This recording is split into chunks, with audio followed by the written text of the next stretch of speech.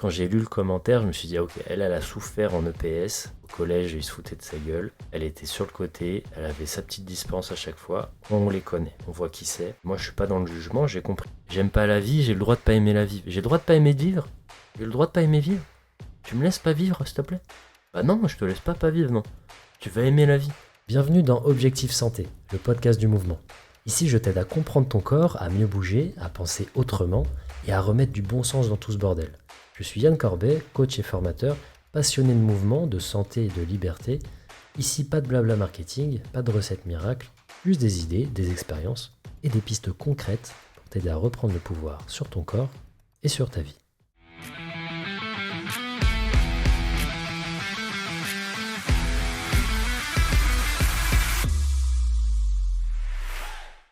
Et bonjour tout le monde, bienvenue sur le podcast d'Objectif Santé, sur mon épisode 14. Donc aujourd'hui, je déteste le sport et autre excuse pour rester immobile. C'est un titre bien accrocheur. C'est rare que je décide du titre avant même de terminer l'épisode. Ben écoute, c'est pas grave, c'est bien aussi, de temps en temps. On change la manière de faire. Bon, si tu viens d'arriver, c'est la première fois que tu écoutes ce podcast, tu vas voir, on s'amuse bien. C'est un bon mélange, un doux mélange. Il y a 3 rubriques différentes. Corps en conscience, l'eye analyse et le carnet de bord. L'ordre des rubriques change en fonction des épisodes, de mes envies, etc. Aujourd'hui, spécifiquement, je démarrerai avec un commentaire qui m'a marqué. Je cite: « Et si une personne déteste le sport et qu'apporte une torture, ce n'est rien d'autre. » Tu vas voir pourquoi c'est une fausse excuse qui te bloque plus qu'elle ne t'aide. Ensuite, je te partage une méthode pour continuer à apprendre, même en vacances. Oui, parce qu'on parle aussi d'apprentissage dans ce podcast, c'est pas que du mouvement. Et d'ailleurs, le mouvement, c'est de l'apprentissage. Et donc, comment ça marche, comment ça change tout pour rester motivé également. Oui, parce que des fois, quand on part en vacances, même tout le temps, on perd notre rythme. C'est normal, hein, mais il y a un minimum à maintenir, un minimum de routine à maintenir pour que quand on revienne dans la vie normale, on ne soit pas en grosse déprime et perdu. Ensuite, je te raconte mon expérience avec le jeûne intermittent, pourquoi ça a changé ma vie et pourquoi les choux fourrés m'ont ruiné une après-midi entière. Moi aussi, ça on en parlera. Bref, un épisode pour démonter les excuses, rester en mouvement et avancer, même quand la vie est un peu bancale. C'est parti. Première rubrique, on commence avec le corps en conscience.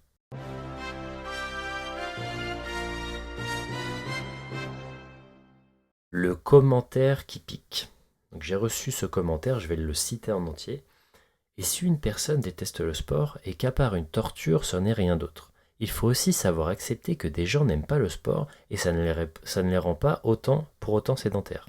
Bon, j'ai mal lu à la fin, j'ai mal lu, mais t'as compris. Et ça ne les rend pas pour autant sédentaires. Ok, je vois où elle veut en venir, cette personne. En fait, quand j'ai lu le commentaire, je me suis dit, ah, ok, elle a souffert en EPS. Au collège, ils se foutaient de sa gueule. Elle était sur le côté. Elle avait sa petite dispense à chaque fois. On les connaît. On voit qui c'est. Moi, je suis pas dans le jugement, j'ai compris. Je me suis dit, bon, pas grave. Donc, j'ai répondu de façon très sage. Alors, j'ai le commentaire exactement. Voici ce que j'ai répondu. Séparons bien le terme sport, souvent associé à une notation ou une comparaison, à l'autre. Mais je sais même pas écrire. À l'autre du terme. Je rajoute des mots. Je recommence. Séparons bien le terme sport, souvent associé à une notation ou une comparaison à l'autre, du terme activité physique. Si j'ai bien écrit, je vais juste pas lire en fait. Qui vient plus d'une motivation intrinsèque et indispensable à la santé humaine. Et oui, il faut bien séparer le terme sport et activité physique. Parce que on mélange trop. Quand on dit je vais au sport, en général maintenant c'est je vais à la salle de sport, mais en fait tu vas pas faire du sport. Le sport c'est pas ça. Tu vois? Tiens, je vais te chercher la définition de sport. Définition sport. Tu vas dire, mais Yann, il joue sur les mots. Non, non, non, c'est important.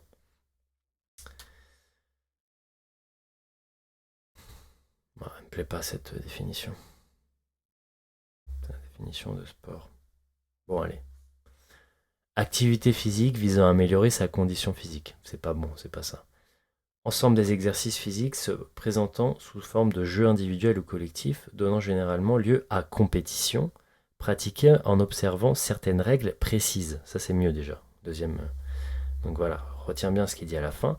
Donnant généralement lieu à compétition, pratiquée en observant certaines règles précises. C'est ça le sport. Il y a des règles, il y a de la compète, il y a de la comparaison à l'autre, il y a de la notation. Ça c'est du sport. Et c'est ça qui plaît pas à tout le monde. Parce que oui, ce n'est pas indispensable. Par contre, si je te remets sur le droit chemin et que je te dis que c'est de l'activité physique, parce qu'en fait, elle a commenté ça sous une vidéo où d'ailleurs je fais juste de l'activité physique avec César. Avec César, je ne fais pas du sport, hein. Je lui fais pas faire du 100 mètres papillon, chronométré. Il y a pas de. On n'est pas là-dessus, hein. On fait pas... Mais par contre, oui, il y a aussi des personnes âgées qui font encore du sport, mais c'est rare. De l'athlétisme, souvent, des choses comme ça. C'est des vidéos assez impressionnantes qu'on peut voir sur Instagram. Et donc, cette jeune fille qui a commenté, mais en fait, elle l'a mal pris, je pense. Elle l'a pris pour elle. Et pour moi, ce genre de commentaire, ça exprime une frustration ou un complexe. Voilà. Donc, c'est pour ça que je voulais revenir là-dessus. Parce que c'est pas mon but, hein, c'est pas de révéler des complexes, de révéler de la frustration quand je fais des posts. C'est plutôt même l'inverse, c'est de motiver, c'est d'inspirer et d'aider, ben là en particulier les personnes âgées, de les sensibiliser, de faire une bonne propagande, si je peux me permettre. Une bonne propagande du mouvement. Et donc il faut distinguer le sport, souvent compétitif et lié à la performance, à l'activité physique, qui elle est essentielle à la santé humaine. Alors même quand on fait de l'activité physique, on peut faire du sport. Mais le sport, d'ailleurs, sur la première définition, c'est pour ça que j'ai dit qu'elle était pourrie, cette première définition, parce qu'il nous dit que c'est forcément faire de l'activité physique, faire du sport. Mais quand tu fais des échecs, bah, tu es assis sur une chaise et tu bouges juste ton bras. Est-ce que ça c'est de l'activité physique? Non, c'est de l'activité plutôt cérébrale. Mais pourtant, c'est considéré comme un sport. Pourquoi c'est considéré comme un sport, les échecs? Parce que c'est de la compétition, de la comparaison à l'autre. Il y a des règles strictes. C'est un sport. Voilà. Donc, et pourtant, bah voilà, quand je vais à la salle, imaginons, tu as envie de te détruire, tu vas à la salle. Tu te mets tarif, tu vois, vraiment, tu t'envoies, tu sors ta zone de confort. Est-ce qu'on peut dire que c'est un sport? Bah, si tu prépares une compétition spécifique, que tu fais par exemple, tu te prépares pour l'Aerox, tu commences à pousser ta charrette, là, du diable, tu commences à faire je sais même plus comment ça s'appelle, là, des small, tu jettes la balle en l'air, là. Euh, Bref, medicine ball, tu sais, tu dois le jeter contre le mur. Je fais pas l'Aerox, moi, donc je connais pas. Tu commences à faire des choses vraiment spécifiques. Bah là, on peut dire que tu fais du sport, parce que tu te prépares pour une compétition, à un règlement, etc. Mais par contre, si tu fais ta petite prépa à toi, tout seul, pour être en bonne santé, ou pour juste performer, mais pour toi, sans penser à quoi que ce soit sur le point de vue sportif, ah bah là, c'est un peu différent. Là, on parle...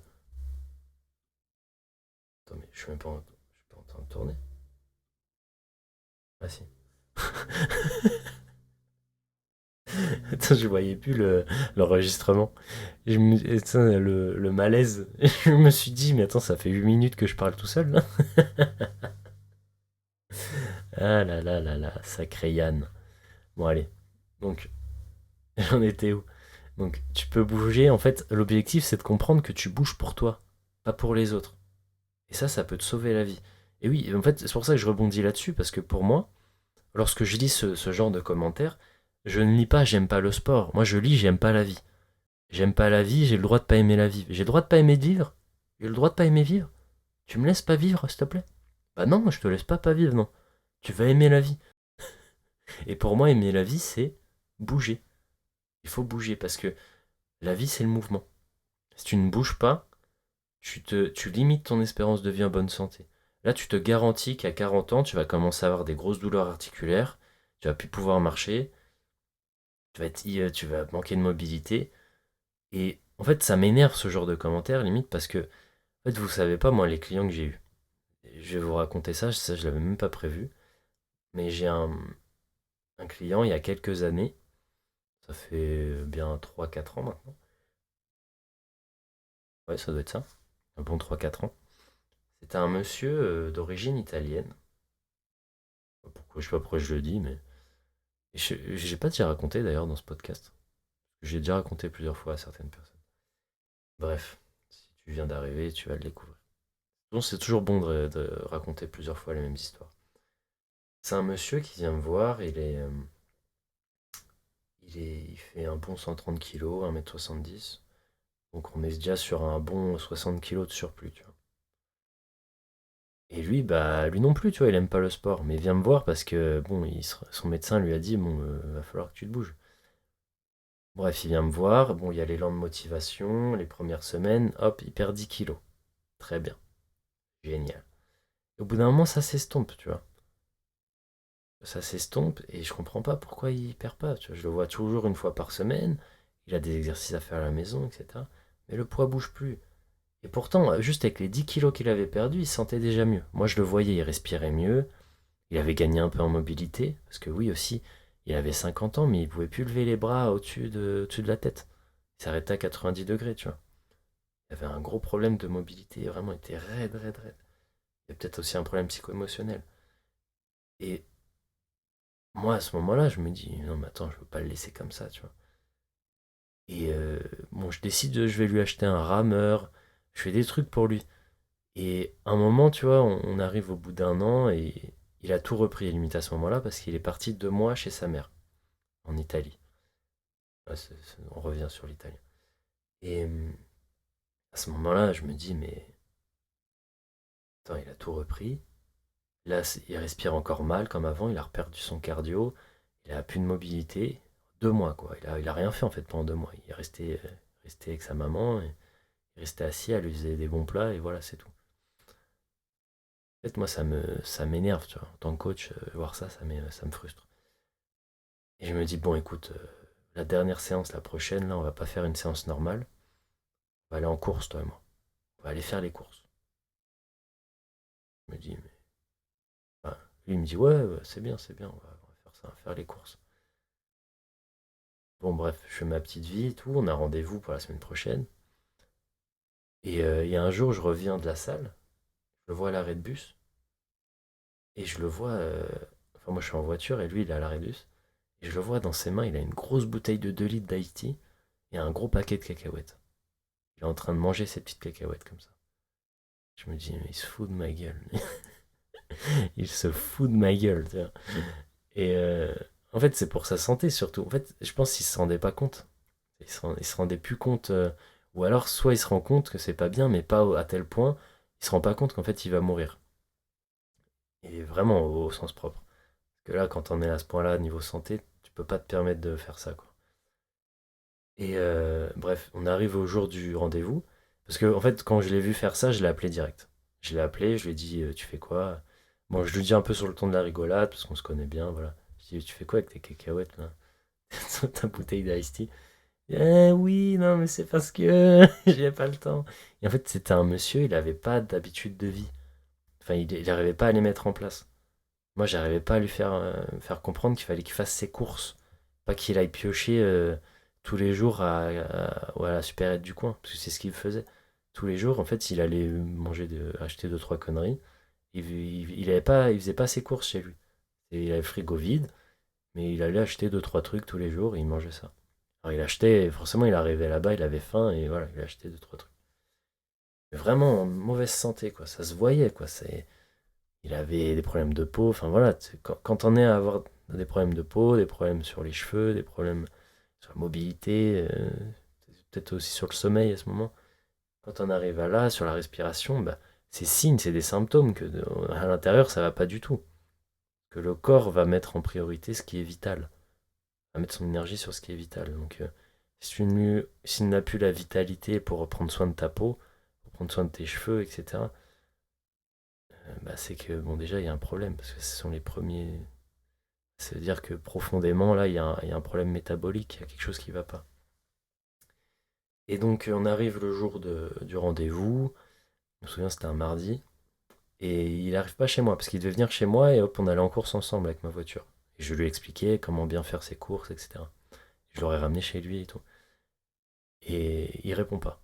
Il vient pas, il répond pas, il me laisse pas. Je me dis, bah putain, il fait la gueule ou quoi? Il a pas aimé que je l'appelle avec sa bouteille d'Ice Tea. Bon, bref, j'attends et au bout de quelques jours, ou peut-être une semaine, j'essaye de rappeler. Et là, ça tombe direct sur répondeur à ce moment-là. Je dis, ah ok, il est mort. Ah, ma tête, ça va pas, je me dis, ouais, il doit être mort. Et j'ai mis un peu de temps à faire les recherches sur internet, parce que je crois que t'as l'avis de décès et tout. Et j'ai fini par trouver l'avis de décès, et effectivement, il était bien mort. Et en fait, pour ça que maintenant, je suis plus dur avec les personnes que je coach. En tout cas, quand c'est dans ces circonstances-là, il y a des gens vraiment qui se rendent pas compte. En fait, il y a des gens qui se rendent pas compte. Ils sont pas éduqués sur le fait qu'ils peuvent vraiment décéder, ils peuvent mourir du jour au lendemain s'ils se prennent pas soin d'eux. Et il a dû faire un arrêt cardiaque, tu vois, quelque chose comme ça, pour une mort rapide comme ça. Ou peut-être il est mort dans son sommeil, apnée du sommeil. Enfin, bref, c'est lié. Dans tous les cas, c'est lié à son hygiène de vie. Mais et c'est fou quand même. Et je me dis, putain, mais si j'étais pas parti chez sa mère, il avait pas repris 10 kilos, il avait continué à s'entraîner, mais il avait été rigoureux. Il se trouve, il serait encore là, tu vois. Il serait encore là, il aurait amélioré son espérance de vie en bonne santé. Oui, il a amélioré son espérance de vie, mais il a amélioré son espérance de vie en bonne santé aussi. Que si tu vis jusqu'à 80 ans, mais que les 15 dernières années, tu les passes à l'EHPAD parce que tu n'arrives plus à marcher, tu vois, c'est. Bon, c'est dommage. Donc voilà. C'est pour ça que je suis assez. Je pense que vous comprenez maintenant. Je suis assez strict là-dessus des fois. Parce que ça me. Comme dirait DJ Snake, j'ai un background. J'ai un background. Non, donc voilà, donc pas à son âme. Et bah, moi, ça m'a rendu un peu triste, ça, quand même. C'était dommage. C'est dommage. Et donc voilà, donc ma chère demoiselle qui a commenté ça, qu'elle aime pas le sport. Moi, je te dis que t'aimes pas le sport, t'as le droit, hein. Moi non plus, il y a des trucs, je vois pas l'intérêt. Après, c'est vraiment. Si, des fois, j'aime bien quand même la compète. Je pense parce que je suis un mec. Et, et qu'on a de la testo et qu'on aime bien ça, la comparaison à l'autre. Mais des fois, tu te dis, bon, risquer la blessure, risquer la surperformance, juste pour une notation, juste pour un statut social, bon, pourquoi faire, tu vois. Restons concentrés sur soi, faisons de l'activité physique. Et puis voilà, l'activité physique, ça peut vous sauver la vie. Ça vous sauve la vie tous les jours, mais c'est vital en fait. En fait, c'est même pas que ça vous sauve la vie, c'est que le fait de rester immobile, ça vous tue. C'est surtout ça. Mais maintenant, c'est devenu tellement normal de rien foutre que quand on bouge, on se dit ah ouais, mais c'est trop bien, tu sauves ta vie. C'est plutôt le fait de rien foutre dans le canapé qui te tue, tu vois. Et donc voilà. Donc voilà, donc pourquoi rester inactif, c'est la meilleure recette pour vieillir plus vite. C'est ça en fait, vous devenez plus vite vieux. Vous êtes des jeunes vieux. Voilà. Et donc c'est pas ce qu'on veut. Nous, on veut rester en santé. Voilà. Voilà, c'était ma petite rubrique corps en conscience, bien digressé, et je pense que j'ai tout dit. Oui, donc voilà, c'est ça. Retenez bien là-dessus, hein, sur la partie corps en conscience, là, que le sport, c'est compétitif, c'est performant, c'est l'activité physique, c'est quelque chose d'essentiel. Ça permet de maintenir ses fonctions vitales, de avoir une bonne homéostasie au niveau corporel, un bon équilibre. Voilà. Comme une voiture, il faut la faire rouler, sinon le moteur crève. C'est la même chose. Même chose. La voiture, elle est peut-être un peu moins complexe que le corps humain, mais c'est le même principe. Même principe. Pareil, il faut lui mettre de l'huile, il faut lui mettre de l'essence. Nous, faut qu'on s'hydrate bien, il faut qu'on mange bien. Tu vois, sinon dans les grandes lignes, c'est les mêmes principes. Pour avancer, il faut de la calorie, et puis il faut de la calorie adaptée à soi, de la qualité. Ta voiture, elle prend du diesel, bah, tu vas pas lui mettre de l'essence, sinon tu vas tuer le moteur aussi. C'est le principe. Si toi, tu es fait pour manger quelque chose, et en général, l'être humain, dans les grandes lignes, il est fait pour manger des légumes, il est fait pour manger des protéines animales. Alors, moi, je ne mange pas de viande, hein, s'il y a des végétariens qui passent là. Quand je dis protéines animales, il n'y a pas que la viande, hein. Il y a aussi les œufs, il y a aussi le fromage. Je suis pas trop pour le végétalisme. Tout ce qui est vegan, tout ça, c'est pas. Je pense pas que ça soit très bon pour la santé. Je pense que sur le long terme, ça va plutôt te créer des carences, même si tu te complémentes. Après, végétarisme, ça se fait, hein. Pour l'instant, je me sens bien. Écoute, un jour, je ferai une bonne prise de sang pour en avoir le cœur net, voir si j'ai pas des manques, des carences. Pour l'instant, dans l'ensemble, je me sens assez bien. Donc, ça va, mais après, voilà, vaut mieux prévenir que guérir. Et donc, ça fera aussi le sujet d'un podcast. J'y pense de plus en plus, me faire une prise de sang, full check-up, vraiment, je vérifie tout. Allez, on passe à la Yanalyse. C'est parti.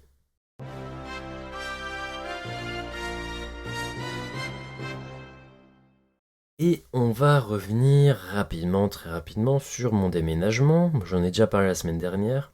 Là, c'est juste, je vais pas vous raconter ma vie, c'est juste pour raconter, euh, plutôt vous parler de la routine, de l'importance de la routine, l'importance d'avoir un cadre. Quand vous êtes chez vous, vous avez un cadre. Normalement, tous les matins, si vous avez une vie équilibrée, vous vous levez, vous faites à peu près la même chose. Vous vous levez, hop, vous faites deux trois mouvements, hop, vous avez l'habitude d'aller dans cette pièce, de faire ça, de faire ci, ensuite d'aller dans cette pièce, etc. Chaque matin se ressemble un peu. Normalement, si vous avez une vie équilibrée, ça se passe comme ça. Et donc, aujourd'hui, on va apprendre de l'apprentissage. On va parler de l'apprentissage.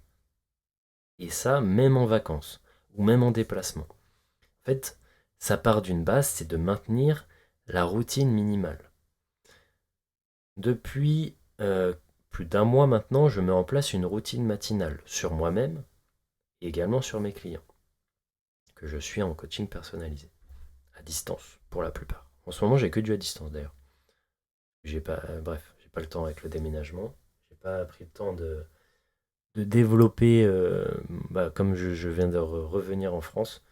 Je prends le temps de faire de la qualité. J'ai pas le temps d'aller chercher, de prospecter, d'aller chercher des nouveaux clients. Je laisse les gens venir à moi. Et donc j'ai quand même des gens qui viennent me voir. Et j'ai des clients que j'ai à distance et je leur fais une routine matinale. C'est très important. Routine matinale de mouvement, ça dure 5 à 10 minutes, pas plus. Et c'est excellent, on se sent bien après.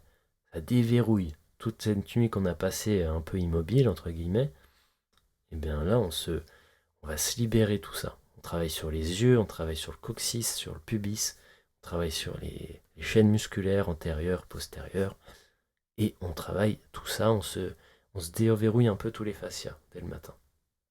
Pourquoi est-ce que je parle de ça? Parce que c'est une routine. Et il y a quelque chose dans l'apprentissage. Donc là, on parle de l'apprentissage du mouvement. Moi, je vais parler d'un autre type d'apprentissage, c'est l'apprentissage, on va dire, cérébral, cognitif. Bon, pur vraiment. Tu as envie d'apprendre quelque chose. Et une autre chose que je mets en place tous les matins, c'est que avant de commencer toute forme d'action dans ma journée, donc je fais ma routine matinale, et aussi je vais, suite à ça, apprendre 30 minutes sur un sujet. Donc en ce moment, le sujet par rapport à mon activité, moi c'est la posturologie. Et d'ailleurs, cette semaine, j'étais plus axé sur le cerveau. Donc, allez, j'ai réappris les différents lobes, frontal, occipital, pariétal, machin, tu connais. Hein. Peut-être pas, tu connais pas, mais en gros, ouais, j'ai vraiment appris toutes les parties du cerveau et j'essaye de comprendre à quoi sert chaque phase et comment elle communique avec l'autre. Voilà, c'est de la neurophysiologie. J'essaye de comprendre un peu tout ça. Euh, Maintenant, ce qui se passe, c'est que toute la semaine dernière, j'étais en déménagement. Et c'est très compliqué quand tu es dans le camion, ça bouge, il y a du bruit. Et là, je me rends compte que ouais, le calme, c'est quand même super important pour bien apprendre. Et avoir quelque chose de stable dans ton apprentissage. Et je pense que tu t'en es déjà rendu compte, mais dès que tu pars en vacances, tu te retrouves à perdre tes habitudes. Tu les perds petit à petit ou soit d'un coup d'ailleurs. Et quand tu reviens, ah c'est dur de s'y remettre. Ah, c'est dur parce que t'as désentraîné ton cerveau. Faut que tu te remettes dedans. Et des fois, t'as même plus envie. Tu pars, t'avais très envie de faire quelque chose. T'avais même pas envie d'arrêter. Mais bon, t'es quand même parti en vacances. Tu reviens et t'as perdu cette envie de faire ce que tu faisais avant avec plaisir. Juste parce que t'es parti 2 semaines en vacances. Et donc, c'est pour ça que je dis, il faut maintenir le plus possible ce qu'on peut maintenir même quand on part en vacances. Donc, une routine matinale le matin, on la maintient. Et quand j'étais dans le camion, j'avais mes flashcards. Et là, on va y venir. Les flashcards, qu'est-ce que c'est? C'est-à-dire que quand tu vas apprendre sur un sujet, alors c'est assez scolaire, mais c'est assez drôle à faire. Enfin, moi j'aime bien. Tu fais comme des petites cartes. Une carte, Donc ta carte, une petite carte vraiment toute petite, hein, un peu comme une carte Pokémon, tu vois. Même type de carte, ou une carte à jouer. Et tu vas écrire une question d'un côté et la réponse de l'autre. Et ton objectif, c'est d'en faire, pas obligé de faire tout ton paquet, parce que plus tu vas en faire tous les jours, plus ça va être... Oui, parce qu'il y a la partie où tu lis. Moi, en général, c'est ça, j'apprends. Et quand je suis en train de lire le livre, et il y a quelque chose de très intéressant, je vais dire, ah bah ça, faut pas que je l'oublie, faut que je le retienne. Je vais écrire la question associée, je vais écrire la réponse de l'autre sur une petite feuille, une petite carte. Et ça me permet de faire un petit paquet de cartes. Et ensuite, pendant 30 minutes, hop, je vais travailler sur mes cartes. Donc c'est très important de maintenir des rituels comme ça quotidiens. Et quand je suis revenu ensuite, après comme je revenais d'un emménagement, c'était pas facile, tu vois, pareil, on repart sur l'environnement. J'avais vraiment du bordel autour de moi, les cartons, c'est mal rangé chez moi, enfin voilà, faut qu'on réaménage tout. Et donc c'est pas facile, c'est là qu'on voit que c'est important d'avoir un environnement très stable, bien ordonné autour de soi pour se sentir bien et faire en sorte qu'on puisse continuer à apprendre et mettre en place des bonnes habitudes. Donc sur l'activité physique, sur l'apprentissage, etc. Mais mine de rien, si tu le fais tous les jours, ça va le faire. Tu fais un petit peu tous les jours. Voilà, très important. Et on reviendra sur le 1 vaut mieux que 0 la semaine prochaine. Voilà, et ça change tout. Ça change tout de maintenir ça change tout pour ton cerveau parce que tu maintiens une activité vraiment ce que tu faisais et puis ça maintient ta confiance en toi.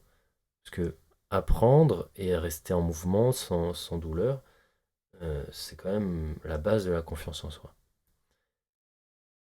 Deuxièmement, où en étais-je? Tac. Oh bah c'est bon, je pense que ça va être un podcast assez court hein, cette semaine. Là, on va parler maintenant de la rubrique carnet de bord très intéressante. On va parler du jeûne intermittent. C'est parti.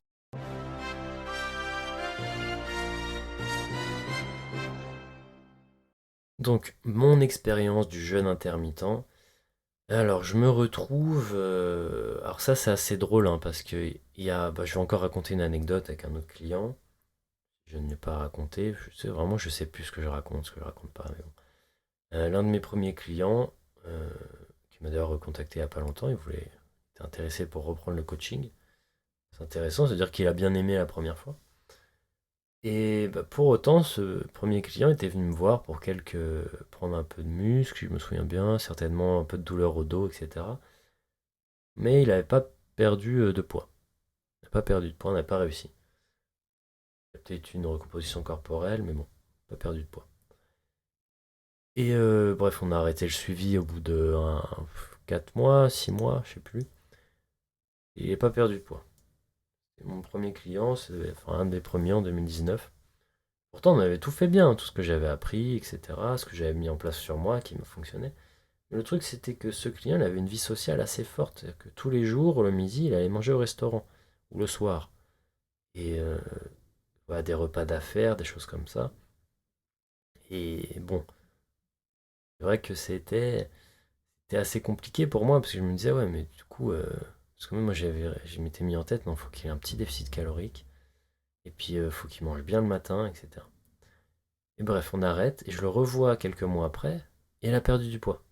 Ça se voit. Je dis, ah, t'as perdu du poids là? Qu'est-ce que t'as fait? Il me dit, ouais, j'ai commencé à faire un jeûne intermittent. Il me dit, ah, ok, ça marche, jeûne intermittent. Intéressant, intéressant. Donc, t'as perdu du poids avec le jeûne intermittent. Et qu'est-ce que c'est en fait le jeûne intermittent? Très vulgairement, c'est ne pas manger le matin. Tout simplement. Donc, tu manges ton dernier repas le soir vers 20h, et après, tu manges plus jusqu'au lendemain vers midi. Ce qui fait un jeûne d'environ 16 heures. Tu vois, 16, 14 à 16 heures, ouais, environ. Bref, c'est même pas ça en fait le plus important. Le plus important, c'est qu'en fait, entre guillemets, tu te prives d'un repas, que tu ne manges pas par exemple, si tu as un petit déjeuner normalement qui fait 700, 800 kilocalories, c'est un bon petit déjeuner. Moi-même, des fois, je me fais des petits déj, ils font du 1000 calories. Et ben, ensuite, sur la journée, si par exemple, tu as un maintien calorique à 2000 calories, si tu as déjà fait un bon petit déj à 800, 1000 calories, il te reste que 1000 calories à consommer pour rester en maintien calorique. Et si tu veux perdre du poids, c'est encore pire. C'est-à-dire qu'il te restera que 800, 700 calories, si tu veux rester à un bon déficit calorique, même moi. Et donc, c'est là que c'est assez intéressant, le jeûne intermittent, sur ce point de vue perte de poids en tout cas, c'est que ça va augmenter ton déficit calorique. Si tu ne, si tu ne rattrapes pas ce que tu as perdu, hein, si tu ne rattrapes pas ce que tu n'as pas mangé sur le repas du petit-déj, et bien dans ce cas-là, ça va être assez intéressant. Par contre, si tu te coinfres le soir parce que tu n'en peux plus, si tu manges 3000 calories le soir pour compenser, là oui, tu vas quand même prendre du poids.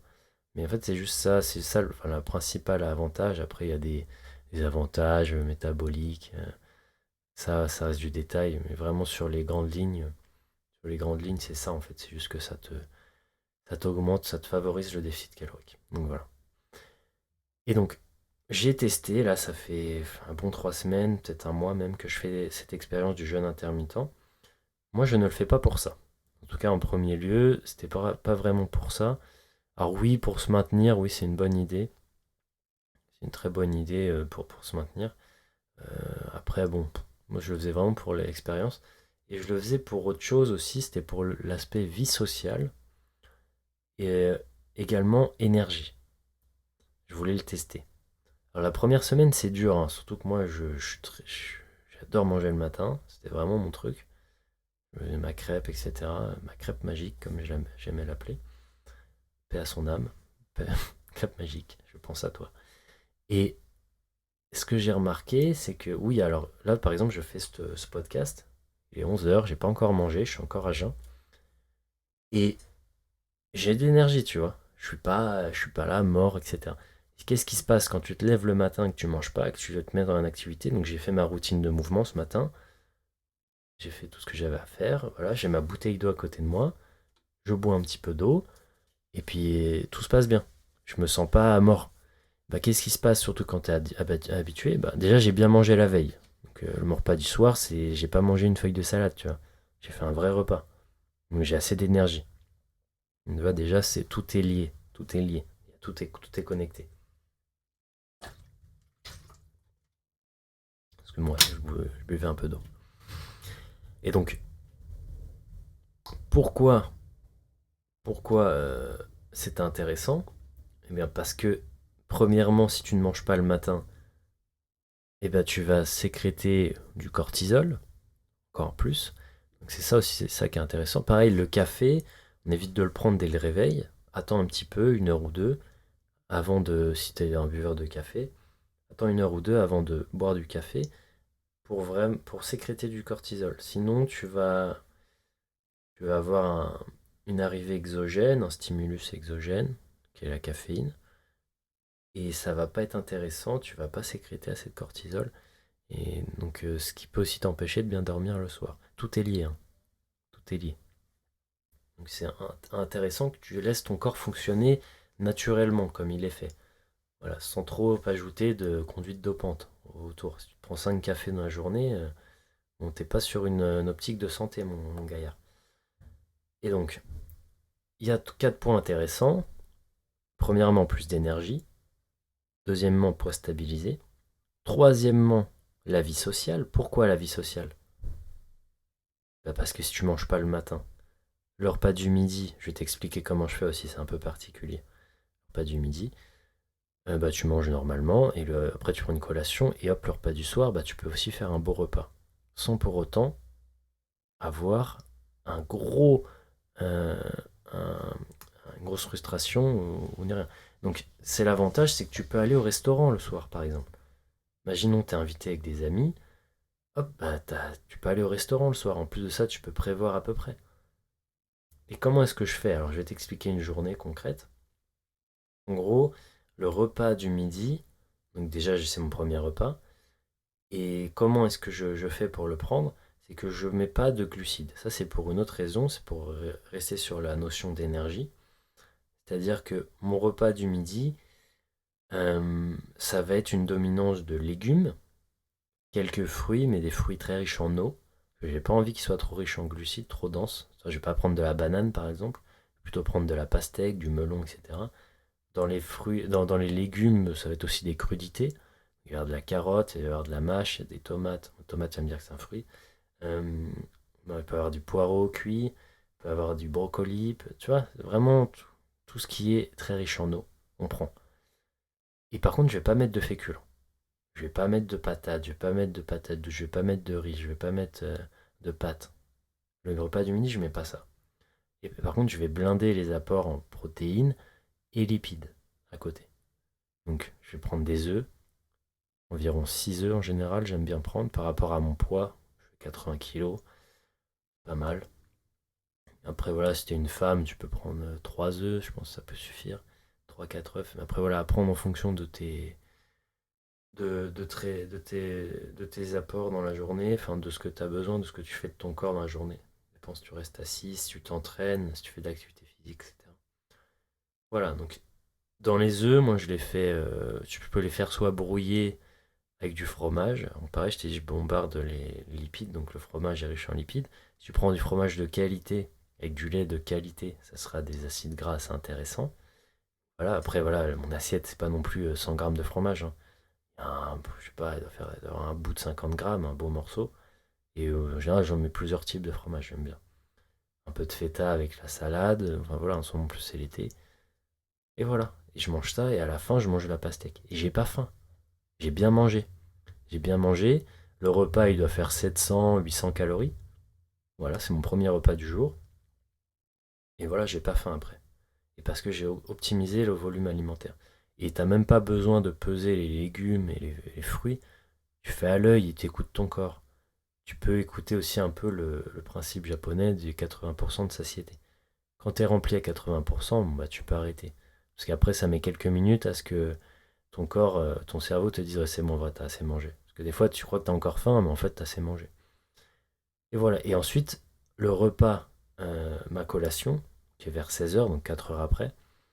Là, moi, ça va être un skier, ce que j'aime bien faire. Je prends un skier. Là, je commence à implémenter des glucides.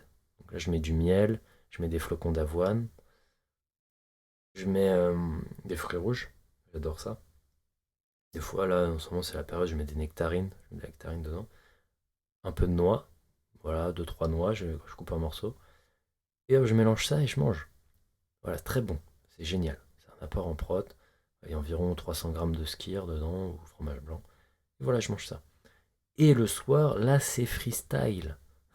Entre guillemets, non. Le soir, c'est vraiment plus varié. C'est-à-dire que là, oui, là, je vais mettre des féculents le soir. Là, je vais mettre des féculents le soir parce que n'oublie pas que le plus important, c'est la balance énergétique sur la journée. Et le fait de mettre des glucides le soir, ça va te détendre. Là, tu vas faire baisser le taux de cortisol. Et là, tu vas permettre de bien dormir. Et là, ça va te permettre d'en plus de bien tenir le lendemain sans avoir faim. Tu vois, là, actuellement, comme je t'ai dit, je te parle, je me sens pas mal, je me sens bien même. J'ai une petite faim quand même. Le midi approche et je commence à avoir un peu faim, mais ça va, tu vois. Et le fait de ne pas avoir mangé ce matin fait que bah, j'ai pas activé mon système digestif non plus. Tu vois, si par exemple je m'étais élevé, j'avais mangé une petite banane, mangé un petit fruit. Là, c'est mort. Tu peux être sûr que là, mon ventre serait en train de faire. Il serait en train de crier. Alors que là, en fait, je l'ai pas réveillé, je l'ai pas activé. Donc il crie pas. Ça se passe bien. Souvent d'ailleurs, c'est ce qui se passait chez moi, c'est que je mangeais le matin très tôt, vers 7 heures si je me réveille tôt. Et après à 11 heures, mais j'ai faim de fou alors que j'ai fait un bon petit déj, tu vois. Et bah là, j'ai pas plus faim que si j'avais mangé tôt ce matin à 7 heures, tu vois. C'est ça qui est marrant. Je me sens bien. Et certainement que oui, mes taux de cortisol là ont augmenté. C'est normal, c'est naturel. Faut l'accepter. Et là, je vais faire quelque chose d'assez exceptionnel. C'est aussi ça, je vais t'expliquer. Il faut aussi savoir varier. Là, je vais aller m'entraîner. Après ce podcast là, qui va pas être très long, je sais même pas s'il va durer 1 heure. Bon, même pas, je trouve il va s'arrêter dans 10 minutes. Et ben, je vais même pas, je vais pas manger mon repas du midi. Je vais prendre directement ma collation. Comme c'est une petite collation, tu vois, elle est pas énorme et ça se digère facilement. En tout cas, moi, je la digère bien. Bah, je vais manger ça et hop, je vais aller m'entraîner. Je vais partir à pied pour avoir une petite digestion quand même. 15 minutes de marche. J'arrive à la salle, je m'entraîne. Voilà. Ça va me prendre 1 heure et demie. Je reviens chez moi, il va être 13 heures, presque 13h30. Voilà. Et là, je vais manger mon repas du midi. Ouais, j'inverse. J'inverse. Tu peux faire comme ça, tu peux marier un peu les. Tu peux faire un peu comme tu le souhaites. Donc voilà. Et donc, c'est ça en fait. Premièrement, tu optimises ton volume alimentaire, surtout si tu es en... Ça dépend dans quelle situation tu es. Est-ce que tu veux prendre de la masse? Est-ce que tu veux être en déficit calorique? Est-ce que tu veux te maintenir? Moi, je suis sur un objectif de maintien. Comme je suis un gros mangeur, j'aime bien manger, bah, j'optimise le volume alimentaire. Donc dans mon assiette, je vais mettre des choses qui sont riches en eau. Donc si le soir, dans les féculents, le soir, les apports en glucides, je vais mettre de la pomme de terre, je vais mettre de la patate douce, je vais mettre encore des légumes, etc. Bon, après, je mange aussi du pain un petit peu. Je mange un peu de riz, je mange des pâtes de temps en temps. Mais ouais, c'est vrai que comme j'aime bien manger, bah, au lieu de me goinfrer avec des trucs très secs qui vont pas forcément me rassasier, comme le pain par exemple, bah, je vais plutôt optimiser des choses riches en eau. Voilà. Et riches en fibres aussi, parce qu'il y a des fibres dans les légumes. C'est ça aussi qui est intéressant, c'est bon pour la santé, en général. Un petit rappel également, le jeûne ne veut pas dire privation. C'est juste une façon de mieux rythmer ton alimentation. Tu rythmes mieux. Et donc, tu vois, comme je t'ai dit, ça se trouve ce soir, si on me dit, Brian, il y a un resto, ça dit de venir. Je dis, ouais, ouais, voilà. De temps en temps, voilà, un petit resto comme ça. Et même si j'en fais plusieurs dans la semaine, ce que je ne fais pas, mais je pourrais le faire parce que ça poserait pas de soucis. Parce que je serais pas en surplus calorique, quoi. Surtout si je prends des bons aliments, enfin voilà. Je serais pas en surplus calorique. Je pourrais le faire. Et voilà. Voilà, je t'ai raconté l'anecdote de mon client qui perdait pas de poids. Et donc oui, en fait, pourquoi est-ce que j'ai commencé à faire ça? Parce que j'avais des chutes d'énergie. Je pense qu'on est plusieurs à avoir ça. C'est-à-dire que dans la journée, j'étais bien en début de matinée. Bon, j'avais mon petit déj, etc. Je mangeais le midi. Et hop, j'avais une chute d'énergie bah, de 13h jusqu'au soir, en fait, vers 18h. 19h, où là, je recommençais à avoir un peu d'énergie. Et ça me faisait ça tout le temps, tu vois. Et je me disais, putain, mais c'est chiant, pourtant je mange bien, je comprends pas. En fait, le truc, c'est que je mangeais des glucides le midi. Je mangeais pas mal de riz, pas mal de pâtes. Et d'ailleurs, ça m'arrivait aussi le dimanche, mais le dimanche, ça m'arrivait dès le matin. Qu'est-ce que je faisais souvent le dimanche? Comme c'était le dimanche, voilà, bah voilà, je pouvais manger un peu plus de glucides et surtout, je restais plus inactif. Je faisais moins fonctionner mon cerveau, moins mon corps. J'étais plus inactif. Et donc, quand tu ne bouges pas, et bah, ta glycémie, elle n'est pas régulée par le mouvement. Tes muscles, ils vont pas demander d'apport en sucre. Tes organes non plus, pas beaucoup. Et donc le sucre, il reste dans le sang. Et quand il se passe ça, bah, c'est que tu vas sécréter beaucoup d'insuline. Tu sécrètes beaucoup d'insuline, il y a le pancréas, etc. Et donc, quand tu sécrètes beaucoup d'insuline, bah, tu vas capter tout le sucre dans le sang. Mais ton cerveau, il a quand même besoin d'un minimum de sucre pour fonctionner. Donc tu te retrouves en hypoglycémie et tu te retrouves pas bien. Et là, tu te retrouves fatigué. Tu te retrouves fatigué toute l'après-midi. Voilà, et moi ça m'arrivait mais presque tous les jours, tu vois. Je me dis putain, mais c'est pas normal. Pourquoi ça me fait ça? Je suis pas, tu sais, c'est chiant, t'es pas bien, t'arrives pas à bosser, t'es pas concentré. Et donc j'ai décidé de faire ça. Je me suis dit, bon voilà, on va tester. J'ai testé, et puis oui, effectivement, j'ai plus d'énergie toute la journée. Toute la journée, je me sens mieux. Je me sens plus régulier. J'ai pas besoin de faire une sieste pour me sentir bien. J'ai pas un gros coup de barre au niveau des yeux en plein milieu de la journée. Donc c'est pour ça que je l'ai fait. Donc voilà, donc la chute d'énergie a vraiment diminué. Et tu vois, là par exemple, quand je suis revenu du déménagement, ma mère avait acheté des choux fourrés. Elle l'avait acheté pour tout le monde, hein. Bon, moi en fait, je les avais pas vus, les choux fourrés, donc je les ai proposés à personne. Et dans le frigo, et au bout d'un moment, je les vois dans le milieu d'après-midi, je crois. Ouais, il devait être 15-16 heures. Je les vois et je commence à manger. J'en mange un, 2, 3, 4, 5, 6, 7, 8. J'en mangeais 8. Et sauf que ça, c'est très riche en sucre, riche en glucides. Ma glycémie, elle a dû monter à mort. Qu'est-ce qui s'est passé? C'est que bah, ça n'a pas manqué. En plus, comme je suis resté assis après à ce moment-là, parce que je devais bosser un peu sur l'ordi, je crois, je me souviens bien.